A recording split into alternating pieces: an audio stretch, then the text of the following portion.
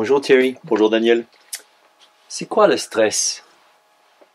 Alors le stress, j'ai envie de vous dire, c'est surtout un problème pour les gens. Et alors par rapport à ça, je vous ai apporté une petite étude qui a été faite par l'Ipsos, une enquête mondiale sur le stress, pour vous montrer l'ampleur du problème. Après, je vais répondre à votre question. Déjà, j'ai envie de vous dire Ok. que c'est un problème et de vous donner un chiffre.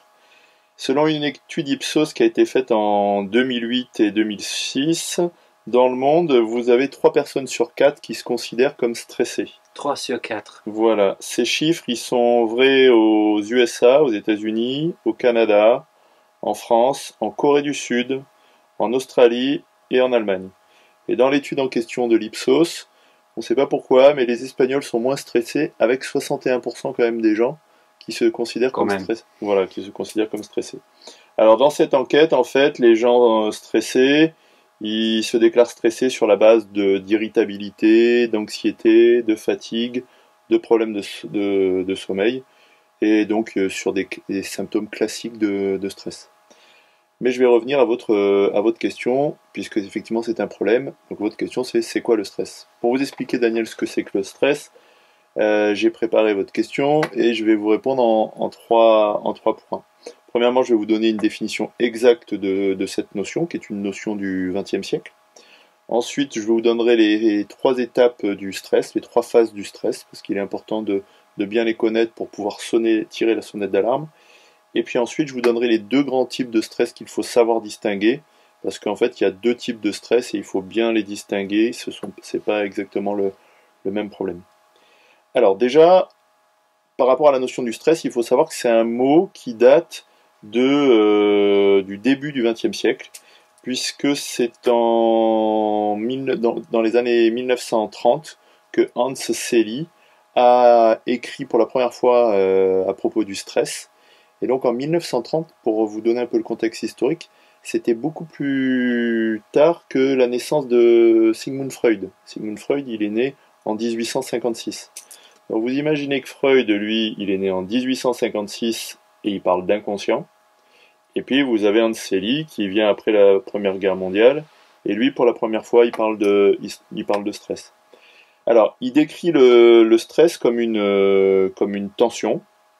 Et lui, à l'époque, il distingue le bon stress et le mauvais stress.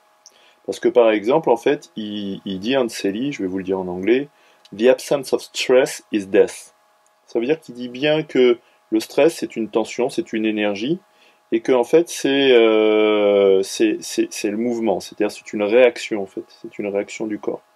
Donc il relie bien le stress à une énergie de vie, et il dit même que only the dead have no stress, ce qui veut dire qu'il y a que les morts qui n'ont pas de stress.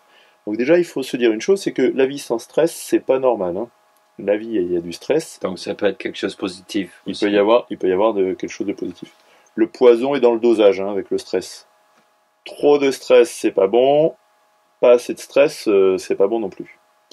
Alors, le stress, si je vous donne une définition exacte et bien précise, le stress est une réaction générale de l'organisme à une stimulation d'ordre physique et ou psychologique. Le stress est une réaction neuro-hormonale du corps. Alors, le stress, en fait, c'est une réaction qui vient du cerveau le plus basique de l'être humain, qui est le cerveau animal, qui est qui est le cerveau reptilien. Le stress, il est lié au système nerveux. Il y a 3 réactions au stress, qui sont des réactions donc corporelles. Il y a, on l'avait déjà vu ça ensemble dans le cadre d'une vidéo, vous avez l'attaque, la fuite et l'évitement. Fight, fly, freeze, les 3 F en anglais. Alors, quand il y a du stress, en fait, il va y avoir 3 phases. Et je viens à mon deuxième point. La première phase, c'est la phase d'alarme. Là, vous avez la glande de la peur, qui est l'amygdale, dont je vous ai déjà parlé, qui s'active. Et dans le corps, vous avez une décharge d'adrénaline. Le stress, donc, en fait, il sonne la sonnette d'alarme. Ensuite, après l'alarme, il va y avoir la résistance. C'est-à-dire que le corps est mis en tension avec une décharge d'une autre substance chimique qui s'appelle le cortisol. Et là, en fait, le corps est mobilisé.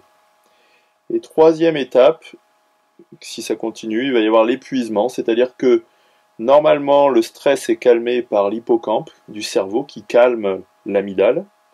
Mais si l'amygdale ne cesse de tirer la sonnette d'alarme, en fait, il va y avoir le burn-out, parce qu'en fait, il va y avoir l'épuisement du corps, parce que l'hippocampe est perturbé et le corps s'épuise, en fait. Donc, en fait, qu'est-ce qu'il faut retenir par rapport à ces trois phases? C'est qu'il va y avoir une sonnette d'alarme pour réagir et trouver la bonne solution, mais que si la sonnette d'alarme continue et que si le problème dure dans le temps, le risque, c'est l'épuisement. Et l'épuisement, il va venir avec des symptômes de fatigue, des troubles du sommeil, etc., de l'amaigrissement. Bon, ça, je vous invite ça serait trop long ou bien vous pourrez me poser la question. Je pourrais vous donner les détails qui vous permettent de savoir dans quelle phase vous êtes. Ça vous intéresse peut-être, Daniel. Mais le plus important, c'est de voir s'il y a l'épuisement qui arrive. Et ensuite, par rapport au stress, je vous ai dit qu'il y avait deux types de stress. En fait, il y a plutôt deux types de stress comme ça. Il y a le stress conjoncturel et le stress traumatique. Le stress conjoncturel, c'est quand vous avez des problèmes de tous les jours. Problèmes de travail, problèmes de famille, problèmes d'argent, des difficultés qui vont être trop dures et qui vont trop vous stresser, et ça va vous rendre malade, entre guillemets. Ça, c'est du stress conjoncturel. Et puis vous avez, c'est des choses de la vie, quoi. Et puis vous avez du stress traumatique, qui est lié à des bugs du passé, à des traumatismes du passé, c'est-à-dire des choses qui ont choqué le cerveau, et après la personne, elle reste sous tension. C'est-à-dire qu'elle a du stress traumatique, et ça on le verra en détail dans une autre vidéo, je vous préciserai plus précisément ce que c'est qu'un stress traumatique. Pour info, selon l'Organisation mondiale de la santé, quand même, pour que vous mesuriez le problème du stress traumatique, c'est une épidémie selon l'OMS, et on a à peu près entre 30 et 50% de la population qui souffre de stress traumatique, hein, notamment des traumatismes sexuels, qui est un thème qu'actuellement l'OMS dénonce activement.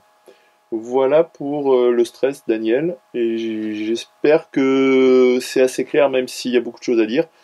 Et je pense que ça peut être intéressant si vous voulez que je vous donne les symptômes au niveau corporel de chaque phase. Ça peut être aussi un sujet intéressant pour vous. Voilà, Daniel. Merci Thierry.